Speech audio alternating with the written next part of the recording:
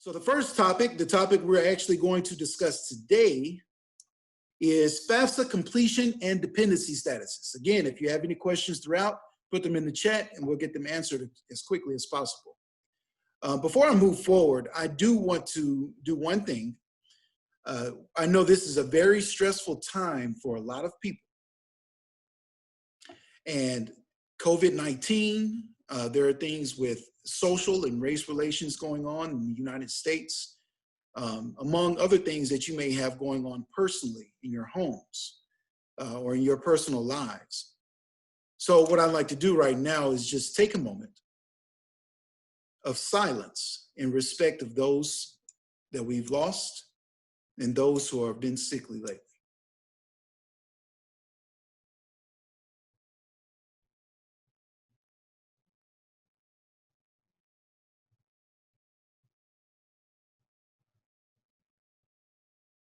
All right. So, not that we didn't have enough stress going on in our lives, now you have to figure out how to pay for college, right? Well, let's go ahead and resume this share so we can figure that out together. Today's session is about FAFSA completion and dependency statuses, okay? Some other important information that you do need to know is that fall semester classes begin August 11th. Join the meeting. August 11th, which is a Tuesday. The move-in dates in respective to new students are going to be August 5th through the 7th. Returning students will move in August 8th through the 9th. The last day of fall semester classes will be on Tuesday, November 18th, and final exams are being held Thursday, November 19th. Now, these are going to be important dates, and before you can move into any dorm that you plan on staying in, if you're going to be on campus, you must be financially clear. So that means that you need to have something in place that shows that your bill for Tuskegee University will be covered, okay? So if you have any questions or concerns, you can always reach out to your counselor. Counselors for alphabets with last names ending A through C, her name is Wanda Holly. D through H is Jacqueline Stafford. I through MI is myself. MO through SM is Angela Martin, and SN through Z is Miss Marilyn Wilson Walker. You can reach out to us via phone. This is everyone's direct line. You can also reach out to us via email, which is probably the best mode of communication. All right, so let's get into the types of student financial aid there are. How do you cover your expenses? Before we get into how we complete the FAFSA, I do want to let you know that when we talk about financial aid, we're not just talking about what the federal government covers. This can be any grants, scholarships, loans, employment, anything that you're using financially to help cover your education expenses and your time gaining a degree from Tuskegee University. The FAFSA is one thing that we can use to help get aid to pay for your education. It's called the Free Application for Federal Student Aid. This is how you gain federal aid to help pay for your school. And that includes aid like Pell Grant, Teach Grant, federal SELG grants, work study, and other forms of federal money that may be coming to you or that you may qualify for. But in order to make a determination about whether or not you qualify, you need to do the FAFSA, okay? On your FAFSA, you can list our school code, which is 001050, in order for that application to get sent to our financial aid department in order to review what you qualify for. Again, that school code is 001050. You can also select this from a drop-down menu that's made available on the FAFSA application as well.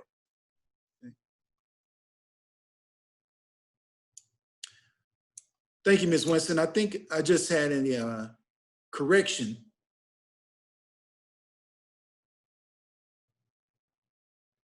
To what Ms. Wilson Walker's phone number is here. Her number is actually 334-724-4860. Thank you, Ms. Winston.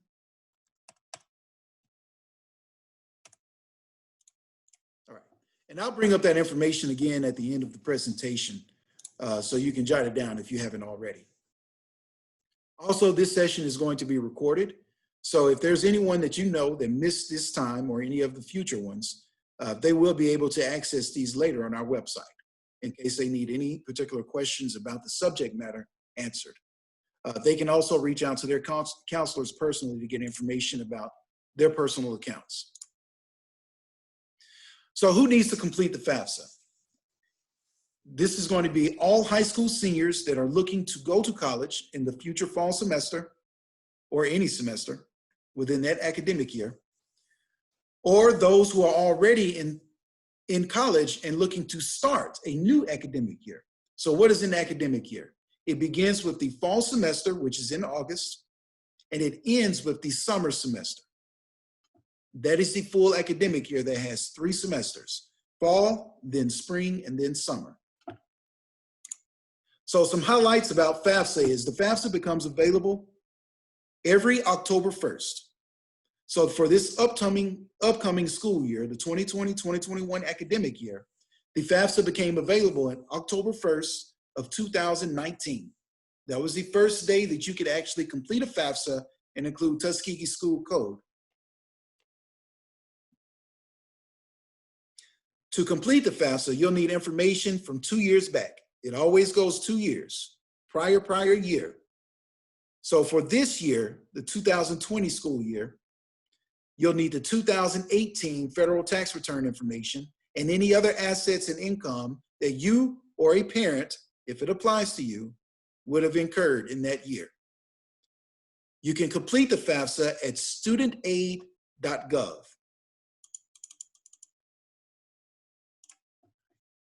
You want to make sure that you do it as soon as possible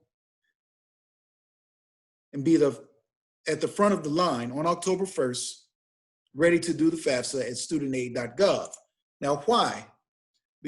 It's important to complete the FAFSA because not only the financial aid department reviews it at the institutions that you're sending it to, but also outside organizations and other government agencies. They use FAFSA information to make a determination for your eligibility for the aid that they're offering as well.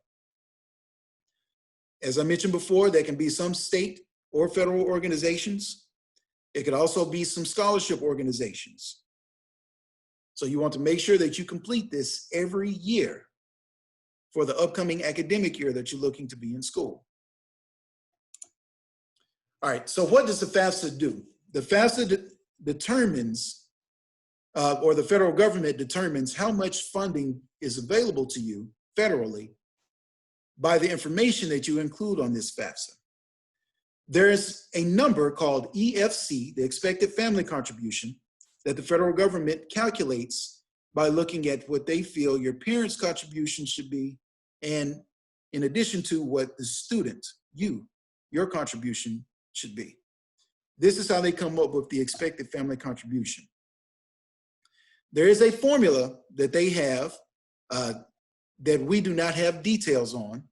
So basically what will happen is when you complete your FAFSA, they'll send us some comments and some notes to let us know what we need to review if there's anything further that needs to be addressed with your application.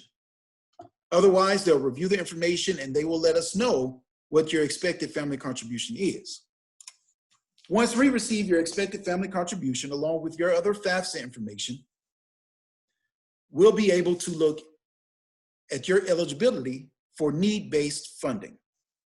Need-based means that it's under the expected family contribution is under a certain amount, which means that makes you eligible for certain funding. Need-based funding is funding like Pell Grant, also subsidized loans. and other grants that are offered by the federal government. So our cost of attendance at Tuskegee, minus your expected family contribution, helps us come to your eligibility for need-based funding. Again, that is something that's determined by the federal government that we simply interpret. Okay. Now, I went over some grants that you could qualify for and some other funding through the federal government, and that outside agencies actually use it as well. But there are also some other things that you could qualify for.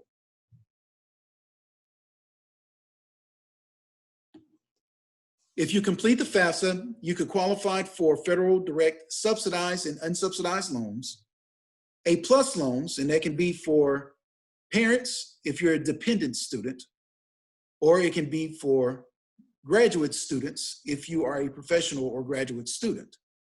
A+ loan for a dependent student can only be applied for by a biological parent. A+ loan, which is called Graduate Plus loan for a grad student, is applied for by that particular student. You would do this at studentaid.gov, just the same site you go to complete the FAFSA. You can click on Apply for Aid, and you'll have the option to complete these types of loans as well, if you so choose. There are also private lenders that you can reach out to, as well as payment plans and outside grants and scholarships. Now, as far as the payment plan goes, our bursar office, which is the billing department, permits every student to place up to $6,000 on a payment plan per semester. So if you want more information on that payment plan and how to set one up, you can speak with the bursar office. I think there's a question that came in. It says, do I need to complete the FAFSA if my parents lost their job in 2018? That's a good question. Yes, you do still need to complete the FAFSA. That is the only way we'll be able to determine what you're eligible for in federal aid. However, okay, update. If they lost their job in 2018, or if they lost their job currently in 2020, we know there's a lot going on. I'm actually going to get to that here in a little bit, but yes, you do need to complete the FAFSA. There are processes that you can go through, whether it be a dependency override or parent professional judgment, or some other overrides that we can go through in personal review within our department to make a determination about your dependency statuses. If your parents lost their job, they're still with you and they lost their job, they do need to do a parent professional judgment form and submit all of the related forms in order for us to make a determination about your eligibility for federal aid. So what you'll need to do is actually contact your counselor directly. Again, I will bring up that information later on again in this meeting, and ask them for that form. Let them know your situation, reach out to them via email or phone, and they'll be more than happy to assist you with that. That was a good question. So let's back up a little bit and talk about what this dependency status actually means. Dependency status refers to whether a free application for federal student aid applicant is dependent or independent, which will determine whose information you will include on the FAFSA. And it also determines sometimes what aid you're actually eligible for, okay? So if you're a dependent student, you also need to put your parents' information on the FAFSA. If you had any income in 2018, that information needs to be included on the FAFSA as well. If you're an independent student, of course, you would just report your own information. If you are married, join the meeting. You need to report your spouse's information. If your parents are married, even if they're your step-parents, whoever you live in the household with, both incomes need to be reported on the FAFSA application, okay? And then this information is going to be determined or reviewed to determine your eligibility status. Okay. Now, how am I determined to be dependent or independent? Some people may have special circumstances, but there are basically 10 criteria that the federal government looks at as a basis to making this determination. If you are not 24 years of age or older, or if you will not turn 24 within the academic year you're applying for aid within, you are not a dependent, you are not an independent student. You are dependent. Okay? Let me say that again. Particularly for the 2020-2021 school year, if you will be 24 by January 1st of this year, this past January, if you'll be 24 by then you're considered an independent student. All right? Number two way, if you're married or separated, but not divorced, then you're still considered married if you're separated legally, and you are considered an independent student. If you are working towards a master's or doctoral degree or some other professional degree, you are automatically an independent student. This means that you've already attained a bachelor's degree of some sort and you're moving on with your learning. You are automatically an independent student. So those of you who are enrolled in master's or professional degree programs, you are independent students automatically. Do you have children who receive more than half of your support financially? Do you have dependents other than your children that receive more than half of their support from you financially? Are you currently serving on active duty in the U.S. Armed Forces? Are you a veteran of the U.S. Armed Forces? At any time you turned age 13, were both of your parents deceased? Were you in foster care? Or were you a ward or dependent of the court? Are you an emancipated minor? Are you an unaccompanied youth who is homeless or self-supporting? So these are the 10 ways that you can be determined an independent student. There is documentation necessary if any of this is a category of yours, and the federal government asks us to verify. If initially you did not complete the FAFSA as an independent student, for whatever reason, and we review it, and it's determined that you may have that eligibility, there may be documents required for us to file before we can make that decision, okay? All right. So earlier I mentioned that there are some special circumstances. Not everyone's situation is cut and dry. We understand that, especially during these times. A lot of people are unemployed, have been displaced or put on furlough or have reduced salary. Make sure that you communicate this to your counselor so we can make the proper adjustments for your FAFSA to determine your full eligibility for aid, okay? If there's a significant change in the unemployment in your family, death of a parent, change in a parent's marital status, medical expenses not covered by insurance, which means debt that was incurred, notify us, let us know. If there are any other circumstances that we need to look into, let us know. You know, if you have any question at all about your situation, please let us know so we can talk it out with you and we'll help you make a determination. Okay. All right, so every year you have to complete the FAFSA. Well, that means every year the federal government has to make a determination about your eligibility that is not just based off of FAFSA information though. Once you have actually used federal aid, there are standards that you need to meet in order to continue to use federal aid. It's called satisfactory academic progress. So you must complete and pass at least 75% of all of your classes attempted to continue to use federal aid. You also must continue to maintain a 2.0 GPA at minimum to continue to use federal aid. This is calculated at the end of each spring semester, okay?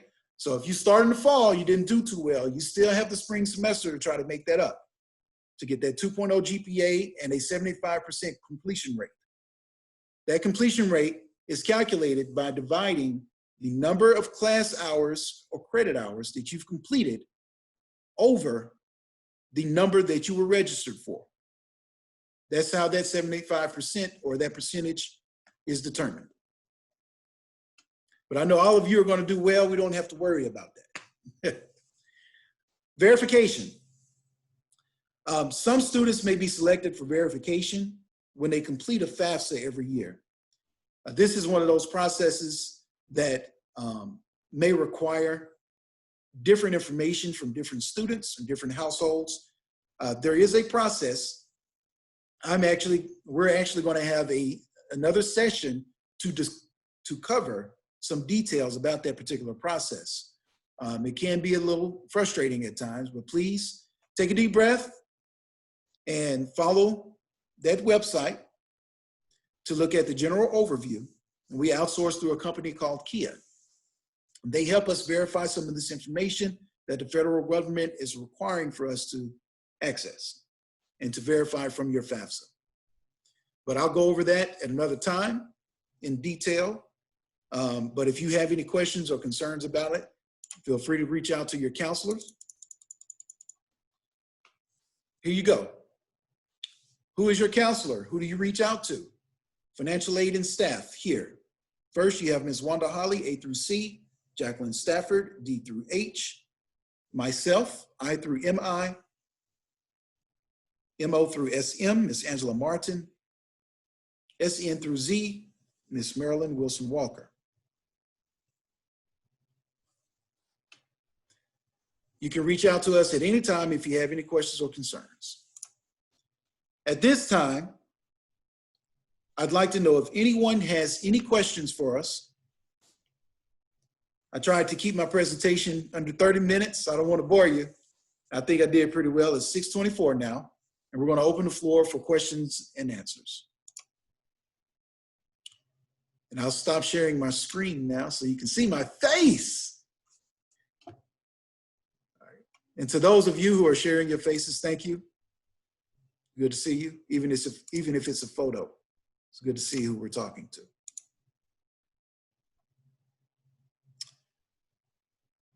All right, so the question is, when again will the financial aid packages be distributed for the 2021 school year? So it's a consistent basis. We try to do it weekly because students are still applying. They're still completing FAFSAs. They're still being accepted, I believe.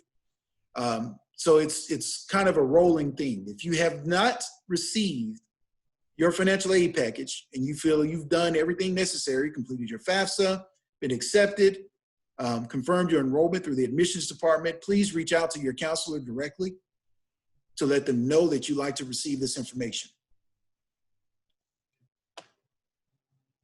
All right, I see another question that says, I am a nursing major, upperclassman. I haven't gotten any information regarding the fall. Okay, do I still need to apply for a housing assignment? That is a good question. If you're an upperclassman, you would need to contact our student affairs department for them to make that determination. I know right now the plan is for the freshman students to have first dibs on space that we have for dorms. Because of COVID-19, we are making provisions to make sure that all of our students remain healthy and safe, as well as our faculty and staff. So part of that provision is to minimize the amount of students that we have living on campus. So you would need to contact our Department of Student Affairs or Housing directly to get more information on how that decision is being made. Are we still having roommates? That's a good question too. I do not, unfortunately, financial aid does not have the answer to that question. I do have some general information to share with you as I just did, but you would need to reach out to our Student Affairs Department or our Housing Department directly in order to get some more information on that. What I'll do right now is, and I promise you guys I'm going to come back to your other questions. What I'm going to do now is share with you a part of my screen that has a facts portion on our website covered. Well, first I'll show you our Corona site. We have a COVID-19 site that you can get important information from.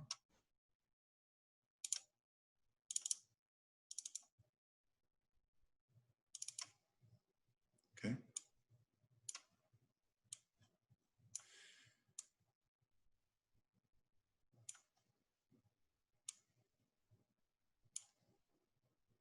If you go to tuskegee.edu,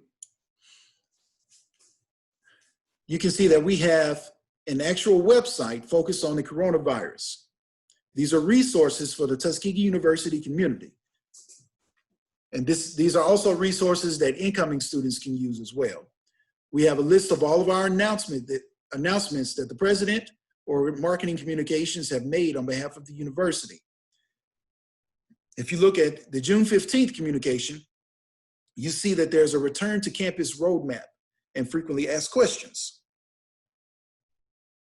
If you click on that link, I already have it open, so I'll go up here, but if you click on that link, it will bring you to this website. For the same website, different page on the website. And it gives you our return to campus roadmap for fall 2020. This gives you some of the information I went over briefly during the presentation.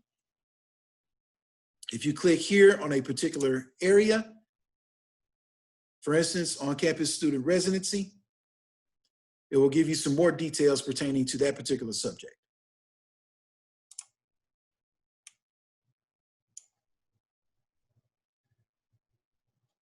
All right. If you go to academics,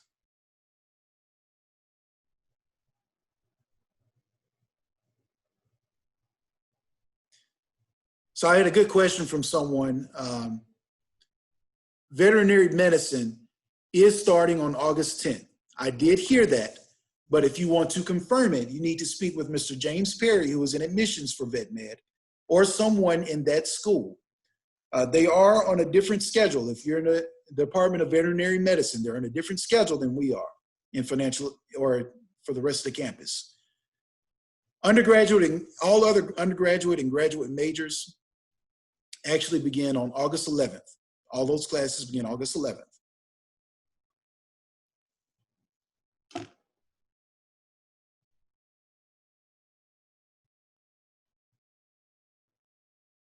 Okay, if you're a vet student, you have a contact within your department that helps you communicate with us in financial aid. However, you can always reach out to your counselor directly to make sure that everything has been processed for you. So, and this is for any student. If you want to figure out if your FAFSA information has been approved, if your aid has been processed, then contact your counselor directly, either via phone or email, or if you already have access to TigerWeb, which I know all of our continuing students do, go to your TigerWeb account and you can look to see if your financial aid is on your account. If you're an incoming student, it's my understanding that some of you already have access to your TigerWeb accounts as well. So you should be able to review your TigerWeb account to review your financial aid award letter. It's under financials when you go to TigerWeb.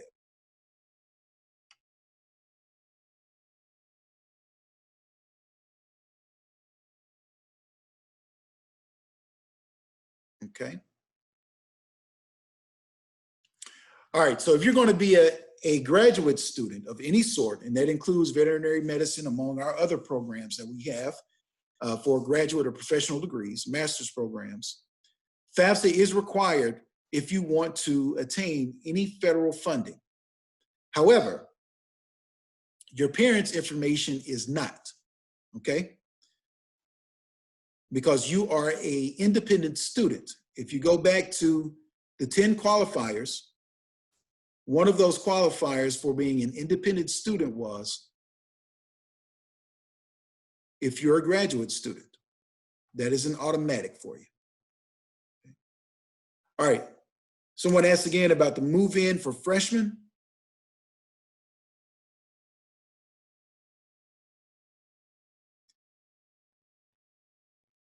Again, if you go to our website and go to Return to Campus Roadmap, you'll be able to review some of this information, frequently asked questions. But if you look here on my screen now, new students are moving in from August 5th to August 7th. Returning students, August 8th to August 9th. And again, classes begin on August 10th for vet med, but August 11th for the remainder of the campus. You need to be financially cleared before you are permitted to move into your dorm. That is something you all need to understand. If you are not financially cleared when you get to campus on August 5th through the 7th or August 5th through the 9th, you will not be able to move into your dorm until you are. So please, please, please make sure that you're communicating with your counselors, with the bursar office, with your parents if necessary, and making plans prior to arriving on campus.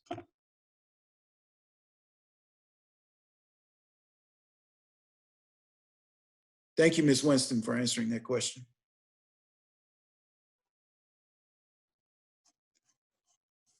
I don't see any more questions right now. Mr. James, do you have anything that you want to add at this moment while some students are reviewing and contemplating?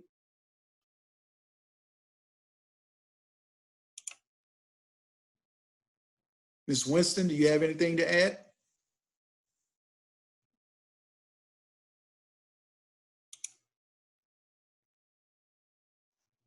Okay. Well, if you guys don't have any more questions, I do have a poll that I'd like to share with you. Hopefully this information was helpful. I had another question come in. Okay, so if your TigerWeb account says that you have any paperwork that is missing, if you're an incoming student and you have any paperwork that is missing, housing applications, health forms, things of that nature, transcripts, if you're a transfer student, please contact the admissions department right away to make sure that's taken care of, okay? Confirm with the admissions department that they do have the accurate data for you to be enrolled as a student.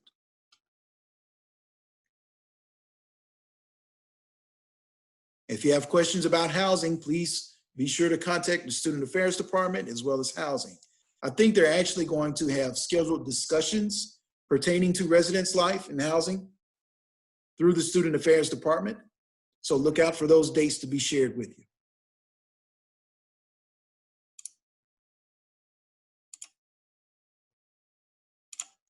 All right. I just launched a poll for you guys.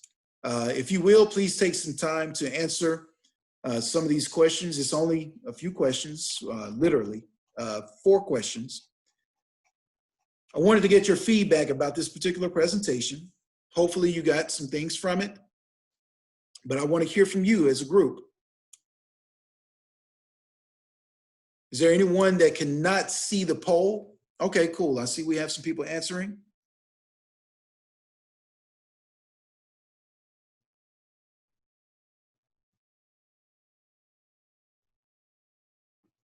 All right. So evidently, while you do the poll, I'm going to continue to answer questions.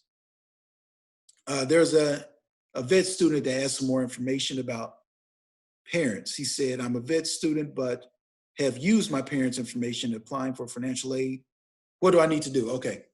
So if you put your parents' information in, that's fine. But in the other parts of the FAFSA application, it gives you an opportunity to let us know that you're a graduate student. And if that is marked, then that is automatically going to qualify you as an independent student. So no, you don't really need to do anything else as long as you mark the remainder of the application correctly.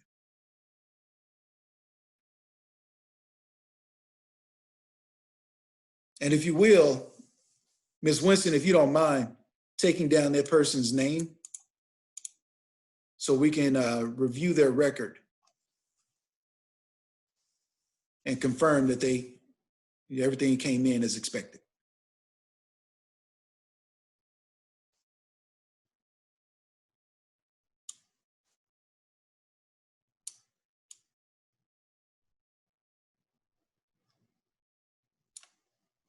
Okay, thank you guys for responding to the poll, those of you who have. I want to give you guys just about 2 more minutes to put in those responses for me. And if you have any other comments that you'd like to add, please feel free to email me. My email address is rdouglass, that's RDOUGLASS, 2 S's, at tuskegee.edu. Comments, questions, concerns? I know that you do have an assigned counselor, but I'm also open and available to assist you in any way I can.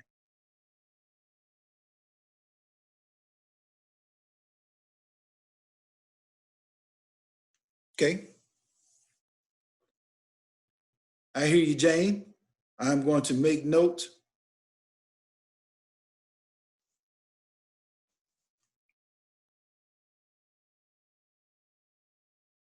of your question, and I'll get with you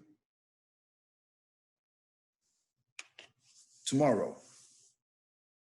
Are there any scholarships that the school offers for vet students other than loans? That's a good question too. We're actually going to have another session coming up. If you pay attention to the other dates that are listed after this session, we're going to go over some resources for students, scholarships, other types of loans, grants, things of that nature. So you'll be able to take some good notes for that. As far as vet med is concerned in particular, I'm not sure if there's anything specific for your program available. There is not through our department, but if you also want to check the department of your major. So check with the Office of Veterinary Medicine to see if they have anything available. A good point person for that would be, for starts, is Mr. James Perry. He's the Director of Admissions for the Vet Med School. And if he doesn't have information, he could point you in the right direction for resources over in that area. All right, I'm going to end our poll now. Thank you guys for the feedback. 94% of you voted. I appreciate it.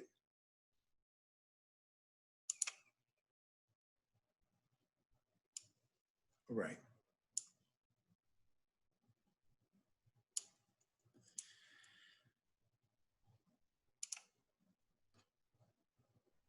Okay, I don't see any more questions right now.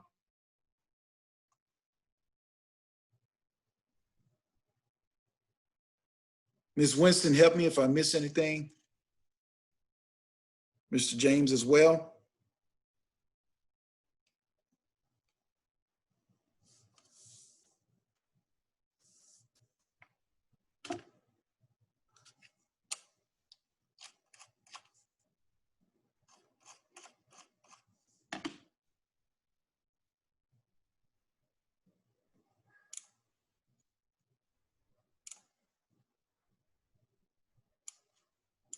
All right, so if there are not any other questions, or if you need to speak with someone personally, and maybe you have some more private information that you don't want to divulge within this presentation, like I said, please reach out to our counselors. You can reach out to myself or Mr. James as well via email. And I hope everyone stays safe. Please do so. And we look forward to meeting you guys soon in fall. Make sure you continue to watch out for emails, watch your social media for different announcements that the university has pertaining to this upcoming semester or just general questions. All right. It's been good, guys. TU, you know it.